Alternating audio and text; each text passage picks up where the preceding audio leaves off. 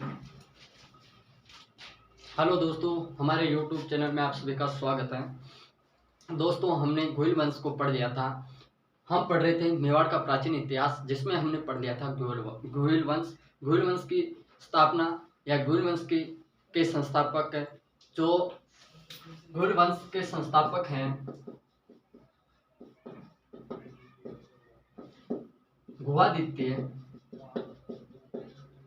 गुहादित्य, इन्होंने 567 ईस्वी में स्थापना की। और उसके बाद में दो शासक होते हैं, दो राजवंश आते हैं, और उसके बाद में सिसोदिया वंश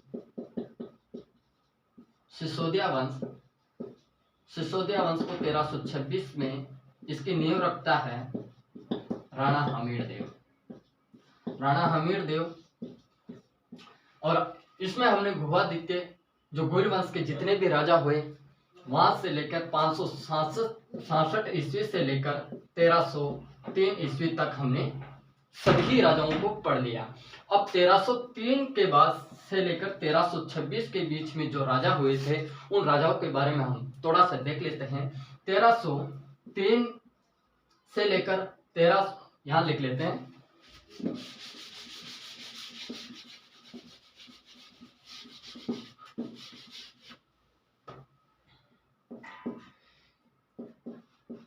1303 तक इनका शासन था। और राणा हमीर देव ने सिसोदिया वंश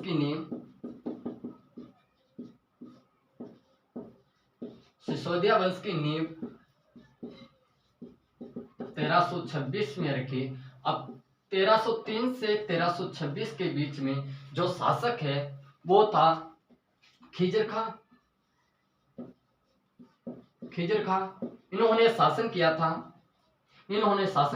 1303 से लेकर 1310 तक इन्होंने शासन किया। उसके बाद में आता है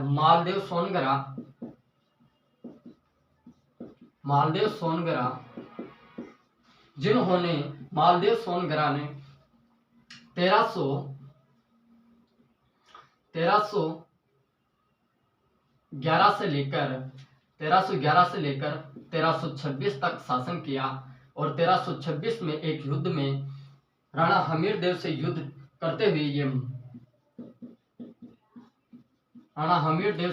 करते हुए वीर गति को प्राप्त हो जाता है। और राणा हमीर देव का एक पुत्र है, उसका नाम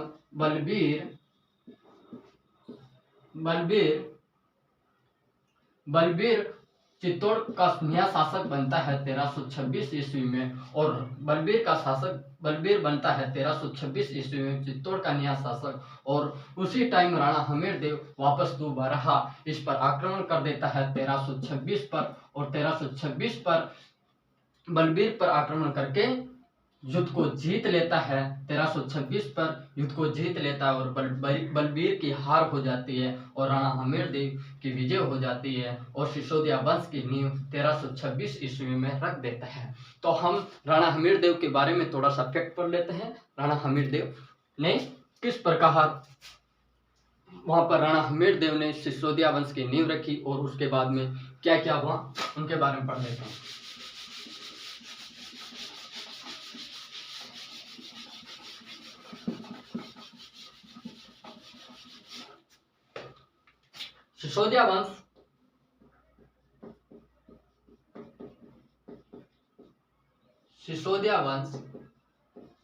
सिसोदिया वंश संस्थापक राणा हमीर देव 1326 ईस्वी। राणा हमीर देव का शासनकाल है 1326 से लेकर 1364 ईस्वी। उसके बाद में दूसरा शासक आता है खेता, जिसका समय काल है 1364 से 1382। और उसके बाद में आता है राणा लाखा, जिसका समय काल है, राणा लाखा का समय काल है 1382 से लेकर 1321। उसके बाद में नेक्स्ट राजा आता है राणा मोकल। राणा मोकल जिसका शासन काल है 1321 से लेकर 1333 तक। ठीक है, अब हम इनको एक एक राजाओं के बारे में पढ़ लेते हैं। यहां तक हम पढ़ेंगे, आज यहां तक पढ़ेंगे और एक एक राजाओं के बारे में हम पढ़ लेते हैं। तो हमारा पहला राजा होगा राणा हमीरदेव। राणा हमीरदेव ने अन्नपूर्णा माता का मंदिर बनवाया।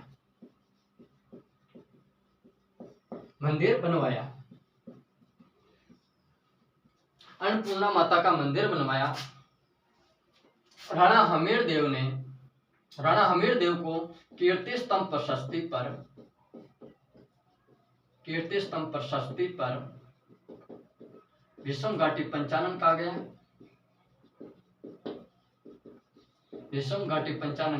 है और कर्नल जेम्स टोड ने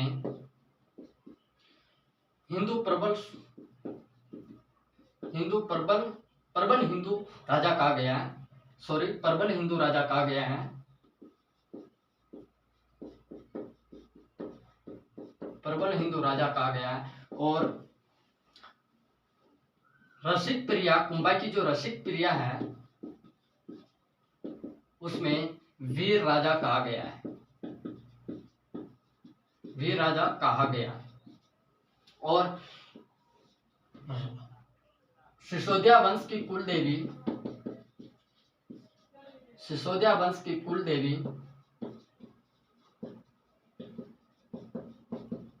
बाणगंगा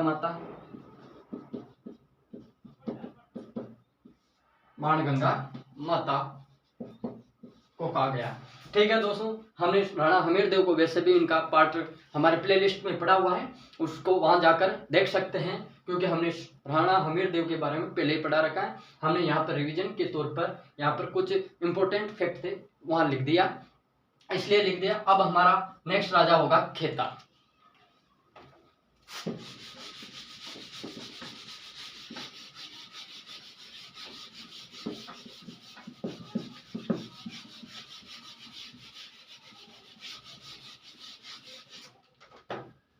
नेक्स्ट राजा हमारा सिसोदिया वंश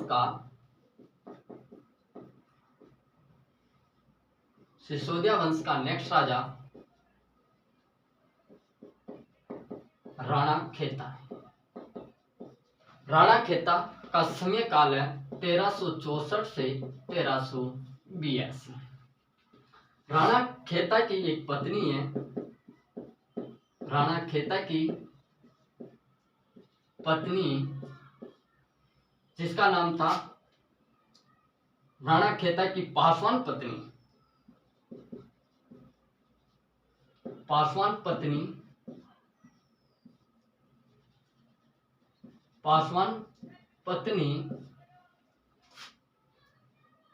पत्नी जिसका नाम था खेतुन। खेतुन के दो पुत्र थे, दोनों पुत्रों का नाम था चाचा व मेरा। और राणा खेता का एक पुत्र और था। उसका नाम था राणा लाखा।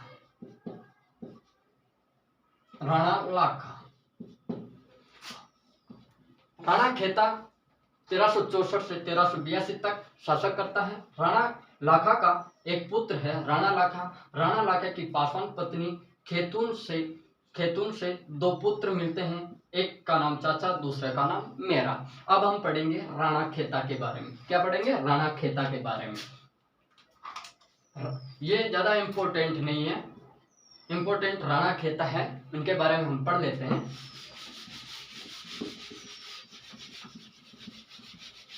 समय काल जरूर याद रखना, 1364 से 1382 राणा खेता का। नेक्स्ट हमारा राजा होगा राणा लाखा का शासन काल है 1382 से 1321। राणा लाखा 1382 से 1321 तक इसका समय काल रहता है। राणा लाखा ये स्वयं लखी वही था, क्योंकि इसी के समय उदयपुर पर जावर यानी चांदी की खान मिलती है। चांदी की खान मिलती है। जावर किसके समय मिली? ये राणा लाखा के समय। अब राणा लाखा के समय ही पिछोला झील का निर्माण होता है।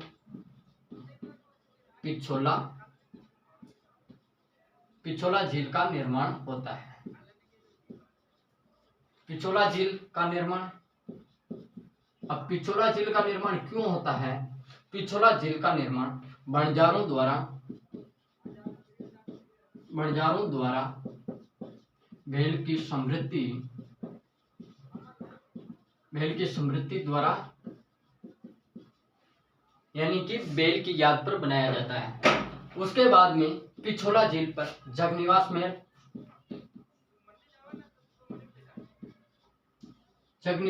और जगमंदिर महल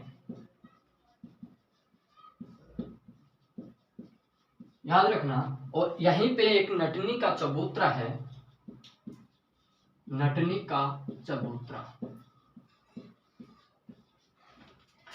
का चबूतरा राणा लाखा का समयकाल 1382 से 1321 और इसे लक्की बोई कहा जाता है। लक्की बोई क्यों कहा जाता है? क्योंकि ये मतलब लक्की था। और राणा लाखा का सही नाम लक्ष्य सिंह है। क्या है? लक्ष्य सिंह। ये भी लिख लेना। राणा लाखा का वास्तविक नाम लक्ष्य सिंह है। लाखा क्योंकि ये लक्की था इसलिए इसको लाखा कहा गया, क्योंकि लाखा के समय जावर की खान मिली थी। पिछोला झील और बंजारों द्वारा बेल की समृद्धि द्वारा इसमें पिछोला झील का निर्माण किया गया और पिछोला झील पर जगनिवास महल और जगमंदिर महल नटनी का चबूतरा बनाया गया था। अब इनका एक पुत्र रहता है जिसका नाम था कुंवर चुंडा। इसका पुत्र कुंवर चुंडा। और इधर मंडोर का शासक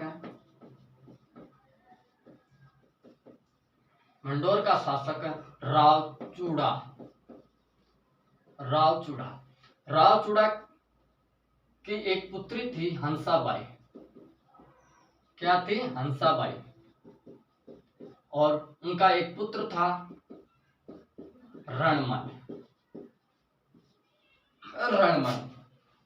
ये मंडोर का शासक हंसाबाई के विवाह के लिए कुंवर चुंडा को एक नारियल बेचता है, लेकिन कुंवर चुंडा के पास ना जाकर यह नारियल कहाँ चला जाता है? राणा लाखा के दरबार पर चला जाता है। और राणा लाखा के दरबार पर चला जाता है तो उस समय राणा लाखा नाराज तो हो जाते हैं, लेकिन बाद में ये मान जाते हैं। और बाद में मानते ही राव चूड़ा ने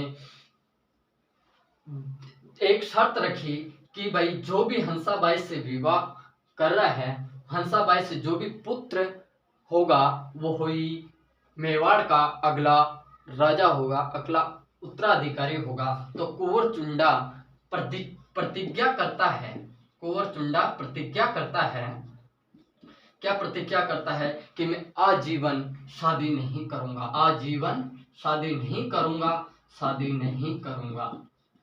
क्या करता है? आजीवन शादी नहीं करूंगा। और ये कुंवर चुंडा मेवाड़ का भीष्म पितामह कहा जाता है। ये जरूर याद रखना। मेवाड़ का भीष्म पिता किसे कहा गया? कुंवर चुंडा को। मेवाड़ का भीष्म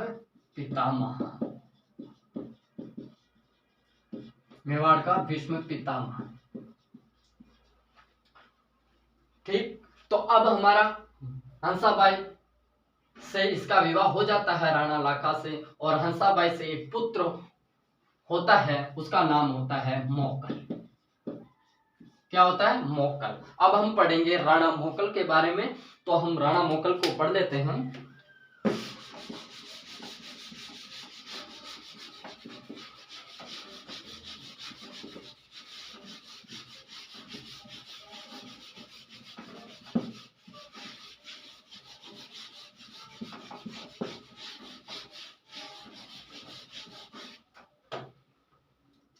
हम पढ़ेंगे राणा मोकल। क्या पढ़ेंगे? राणा मोकल। अब राणा मोकल का समयकाल क्या है? राणा मोकल का समयकाल 1321 से 1333, 1321 से 1333 ईस्वी। और राणा मोकल ने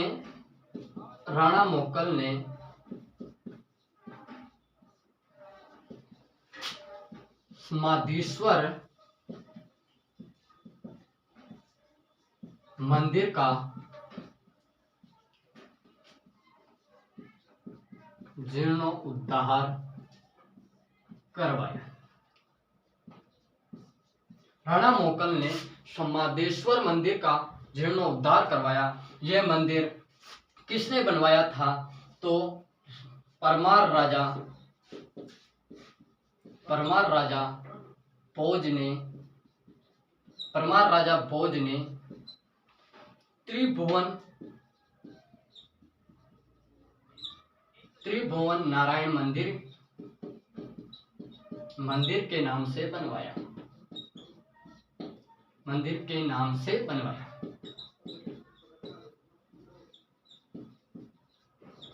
किसके नाम से बनवाया? त्रिभुवन नारायण मंदिर के नाम से बनवाया।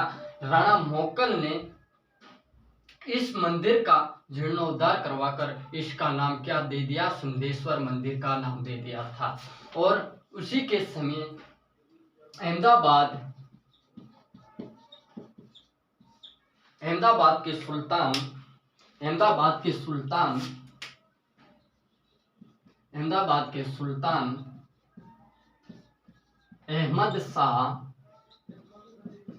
अहमद शाह ने डूंगरपुर पर आक्रमण करता है। और अहमदाबाद के सुल्तान अहमद शाह ने डूंगरपुर पर आक्रमण करता है। और डूंगरपुर पर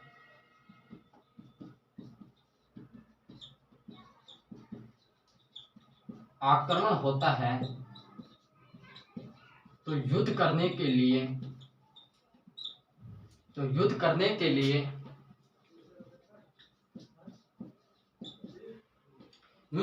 लिए मोकल वहां जाता है। किसके साथ जाता है? राणा मोकल और चाचा व मेहरा के साथ जाता है।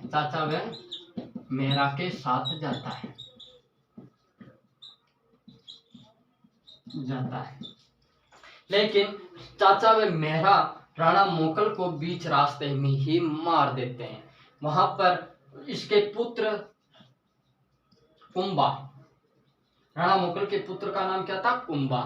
कुंबा जब इन चाचा व मेहरा मिलकर राणा मोकल को मार देते हैं तो उन बाकी सरदार राणा कुंबा को लेकर वहां से निकल जाते हैं और राणा कुंबा को बचा लेते हैं। और चाचा व मेहरा का बाद में बदला लेता है राणा कुंबा। ठीक है, ये मेहरा और चाचा राणा खेता की पासवान रानी खेतुन के पुत्र थे।